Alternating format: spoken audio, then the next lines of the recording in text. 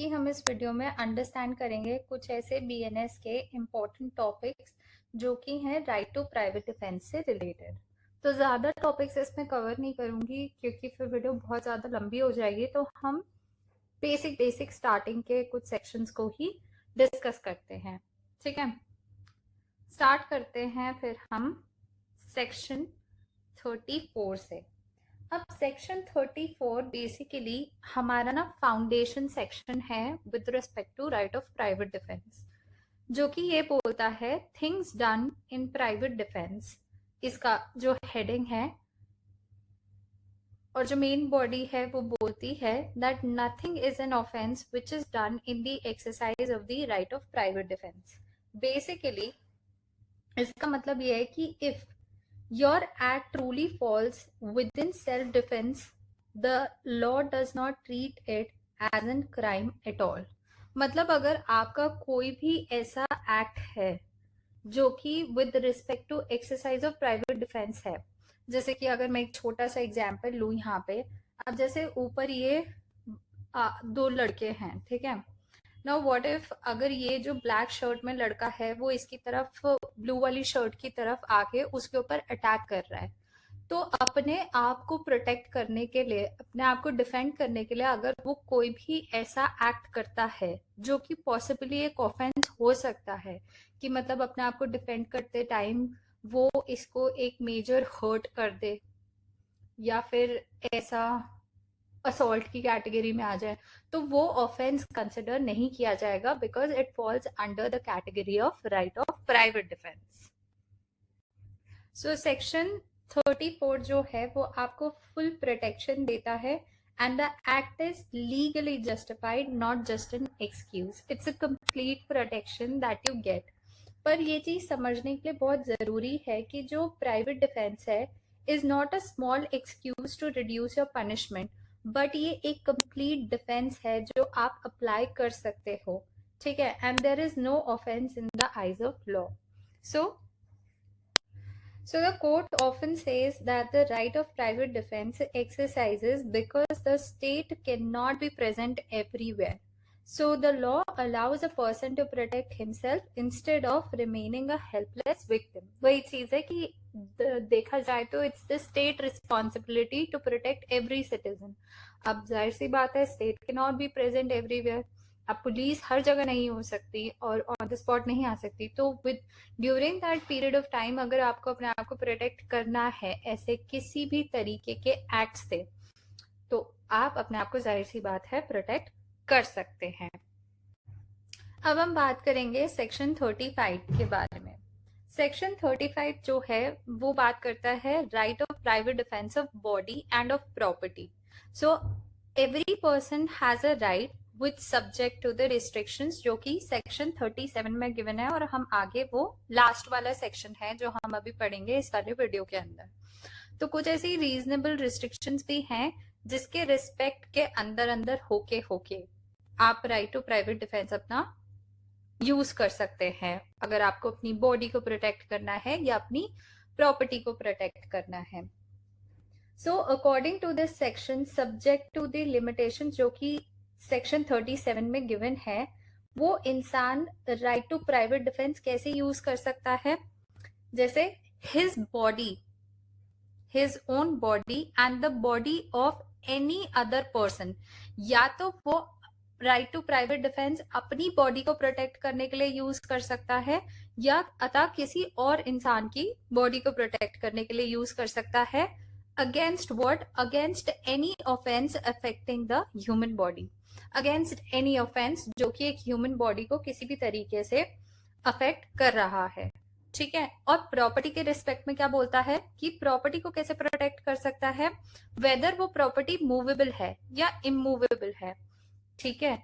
और हिमसेल्फ और any other person, या तो वो खुद की प्रॉपर्टी को प्रोटेक्ट कर सकता है या किसी और की प्रॉपर्टी को प्रोटेक्ट कर सकता है, against any act which is an offence falling under the definition of theft, robbery, mischief और क्रिमिनल ट्रेसपास। अगर वो किस तरीके से प्रोटेक्ट कर सकता है उस प्रॉपर्टी को, या तो वो अपनी प्रॉपर्टी को प्रोटेक्ट कर सकता है या किसी और की प्रॉपर्टी को प्रोटेक्ट कर सकता है, अगेंस्ट व्हाट ऑफेंसेस?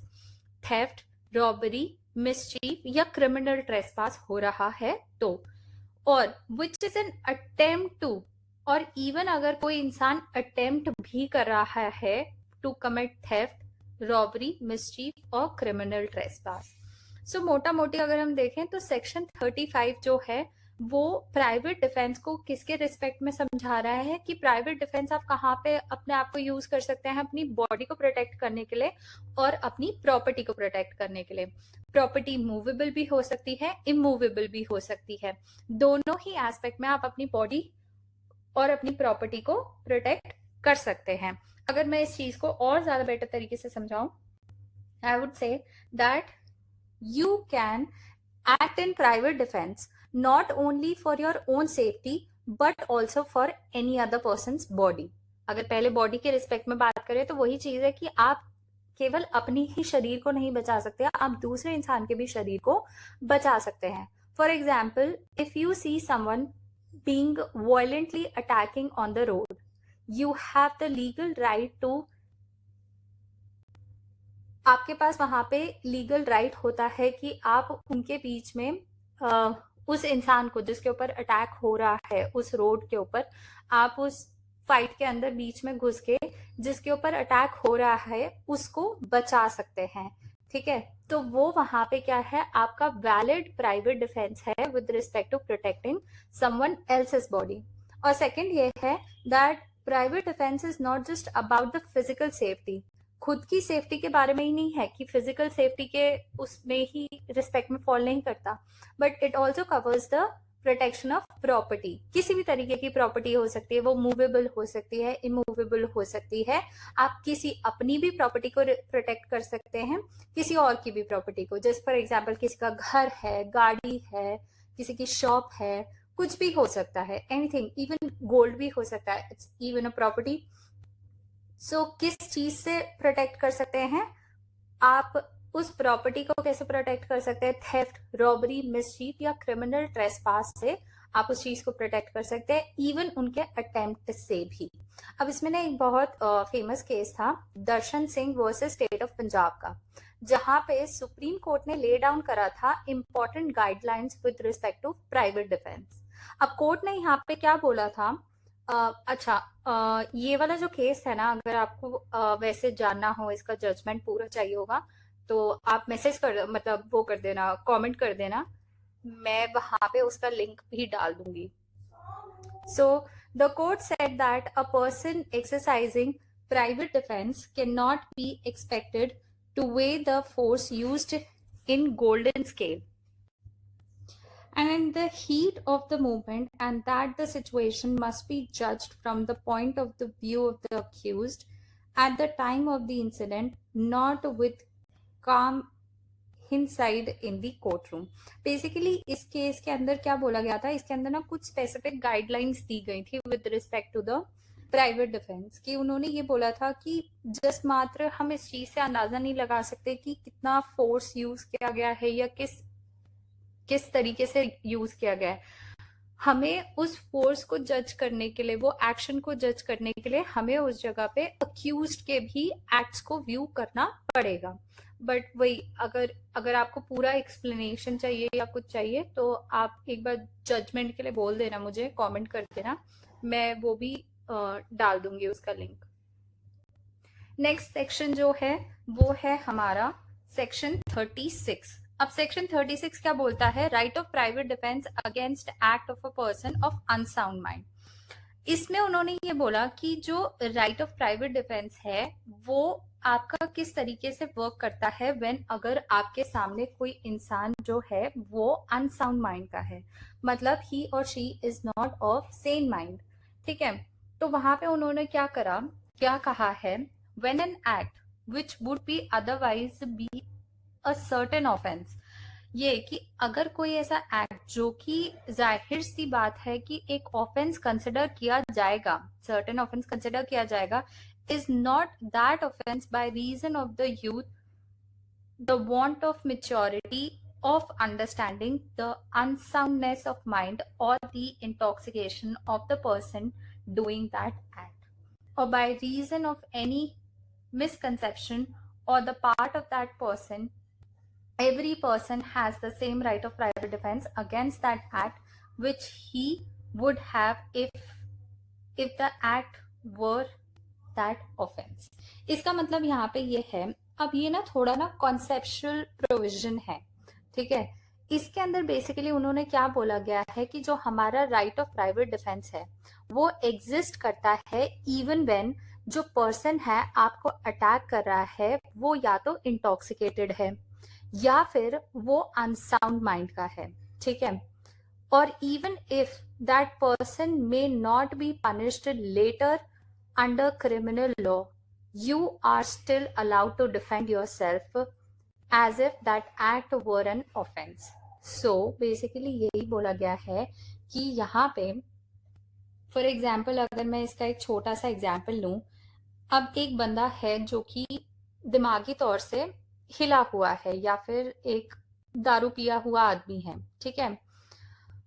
अब वो क्या करता है, चार्जेस एट यू, मतलब वो आपके ऊपर अटैक करता है एक नाइफ से, ठीक है। You can not be accepted to calm down, और उस जगह पे आप आराम से सीट से खड़े तो रह नहीं सकते।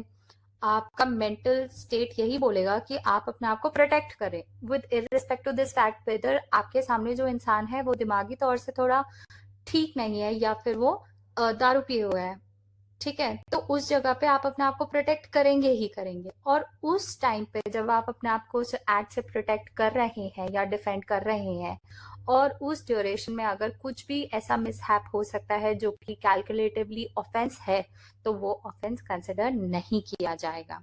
सो the law recognizes your right to use reasonable force to stop the attack. समझ में आया। पर अगर दूसरा एग्जाम्पल हम यहाँ पे देखें तो यहाँ पे जैसे मैंने एक इलस्ट्रेशन भी डाला है, ठीक है। जैसे जेड जो है वो एक अनसाउंड माइंड का इंसान है। जेड क्या है, वो अनसाउंड माइंड है, मतलब he is not mentally sane person. Attempts to kill, अब वो क्या कर रहा है, वो ए को मारने की कोशिश कर रहा है। तो यहाँ पे Z is guilty of no offence. यहाँ पे जेड कोई गिल्टी नहीं है ऑफेंस के लिए because that offence comes under exception, है ना। आईपीसी में एक्सेप्शंस भी हैं और उसमें से एक सेक्शन है जो कि अनसाउंड माइंड के पर्सन्स के जो भी एक्ट हैं उसको एक्सेप्शन में फॉल करता है कि उनकी साइड से किया गया कोई भी ऑफेंस कंसिडर नहीं होता है। सो वही चीज, पर यहाँ पे ए के पास सेम राइट रहेगा, right of private defence, which he would have if Z were same. अगर जेड सेन होता, दिमागी तौर से ठीक होता, तब भी उसके पास वही राइट था, और अगर वो सेन नहीं भी है तब भी उसके पास वही राइट है कि वो अपने आप को प्रोटेक्ट कर सकता है, ठीक है। दूसरा एग्जाम्पल देते हैं। अब जैसे अ पर्सन में genuinely but mistakenly thinks you are a thief and attacks you. अब एक इंसान ने गलती से ये समझ लिया कि आप एक चोर हैं और बाय मिस्टेक उस इंसान ने आपके ऊपर अटैक कर दिया।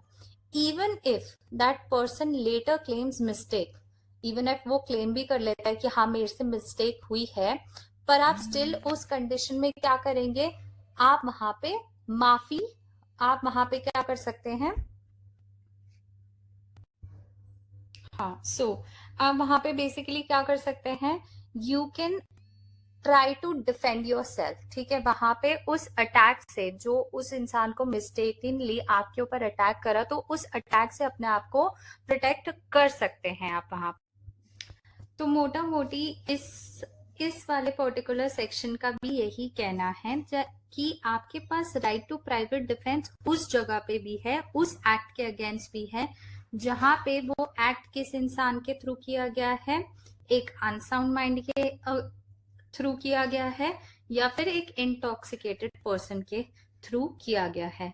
एंड इवन जो अभी मैंने आपको एक एग्जाम्पल बताया था मिसकंसेप्शन का, तो उस जगह पे भी, उस सेम सिनेरियो पे भी अगर आपको कोई चोर समझ के आपके ऊपर एक सेम इंसान भी कोई अटैक कर रहा है, जैसे मिसकंसेप्शन वाले पार्ट में, कि अगर वो आपके ऊपर अटैक कर रहा है तो उस अटैक को प्रिवेंट करने के लिए या फिर अपने आप को उस अटैक से बचाने के लिए भी आप प्राइवेट डिफेंस का यूज कर सकते हैं, ठीक है। अब ये सिर्फ और सिर्फ इस वीडियो का लास्ट सेक्शन करते हैं, फिर उसके बाद इस वीडियो को एंड कर देंगे।